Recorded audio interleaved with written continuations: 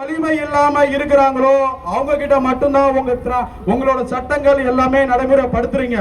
காவல்துறை உங்களுக்கு ஒரு பெரிய பொறுப்பு. உங்களை பெருசா நம்புறோம். உங்களுக்கு தான் எல்லா அதிகாரமும் கொடுக்கப்பட்டிருக்கு. உதாரணத்துக்கு சவுக்கு சங்கரை இன்னைக்கு அரெஸ்ட் பண்ணிருக்கீங்க. என்ன பண்ணீங்க? ஏதோ 1 லட்சம் ரூபாய் காசுக்கு ஏமாத்திட்டாருன்னு. இன்னைக்கு எத்தனை ஸ்டேஷன்ல எத்தனை பேரு சீட்டு கட்டி ஏமாந்துட்டோம், காசை வாங்கி ஏமாத்திட்டாங்க, பக்கத்து வீட்டு வேற குடுக்குறேன்னு சொல்லி ஏமாத்திட்டாங்க. காவல்துறை அதிகாரிகள் பேர் ஃபைல் பண்றீங்களா இல்ல சிஎஸ்ஆர் கொடுக்குறீங்களா? ஒண்ணுமே இல்ல. யாராவது லோக்கல் ஒரு அட்வொகேட்டை கூட்டு வந்து அவங்களுக்கு சாதகமா நீங்க பண்றீங்க. மனசாட்சியை தொட்டு சொல்லுங்க.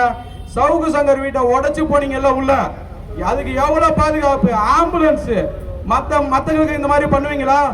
இதனால காவல்துறைக்கு பெரிய எங்களுக்கு மதிப்பு இருக்கு. எல்லாத்தையும் ஒரே மாதிரி பாருங்க. எல்லா மக்களும் ஒரே மக்கள் தான். ஆட்சி அதிகாரத்துல யார் வேணா வருவாங்க. பொதுமக்களுக்கு சேவை செய்யறது தான் காவல்துறையும் சட்டமன்ற உறுப்பினரும் கவுன்சிலரும். இப்ப இருக்க ஆட்சியாளர்கள் யாருமே அதை செய்யறதே இல்ல. மக்களை மதிப்பே